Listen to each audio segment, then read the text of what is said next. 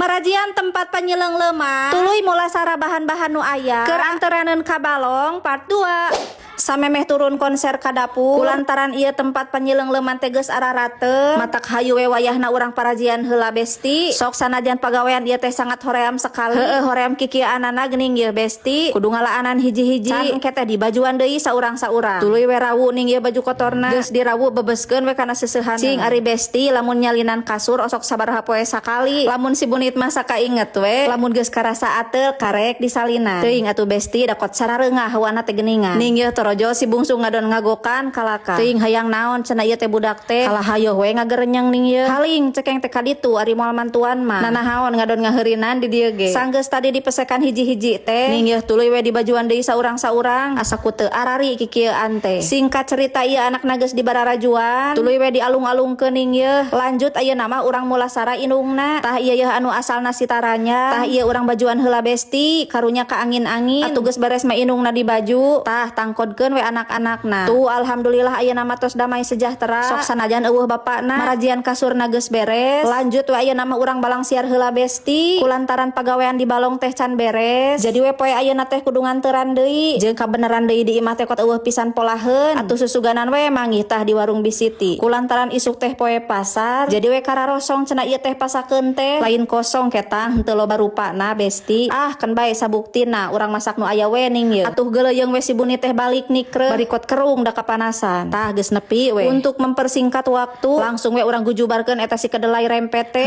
tempe besti nu kieu teh makanan sejuta umat atuh dapang babarina molahna ge kata mah rata-rata jelema teh pada resep tempe geus asak langsung we gojojoskeun bawang atuh geus seungit mah bawangna tuluy we purudulkeun si kacangna tuluy awuran bumbu ulah poho di tomatan ulah galeh sakedeung asak we lanjut gojojoskeun deui bawang daun tah tuluy we purudulkeun si buuk nini-ninina awuran bawang putih bubuk tuluy we kecapan gambar jigjag atuh geus kitu mah gulah galeh we sing rata koreksi rasa asak we ning ieu masih lanjut deui ayeuna mah urang ngagoreng lauk pangset besti kulantaran aya keneh stok peuteuy itu teh tah tuluy we ieu pisa meleunana urang nyamel tarasi besti atuh sorodotkeun we eta si bawangna ti heula disusul ku cabe jeung tomat tuluy tutupan bukakeun deui tah lamun bahan-bahanna geus ararasa awuran uyah pecin tapi uyahna mah saeutik we kusabab bakal pangset ku ieu tarasi merah anu geus asak ieu teh geus praktis menang nyangrai tah tuluy we diluluhan dina katelna alhamdulillah asak we ning ieu singkat cerita bawaeunana geus beres langsung we hayu urang anterkeun ka balong besti kulantaran ieu teh geus beurang tempo atuh di luar kot geus panas moleret kieu atuh geuleuyeung we ning ieu si bunit teh di perjalanan menuju balong singkat cerita ieu geus nepi di lokasi ning tuh langsung we disamat ku juragan kulantaran tata di beuteung teh geus babeledagan hayu we besti urang jajalan heula ngarah repe nah bunit atuh dahar teh meuni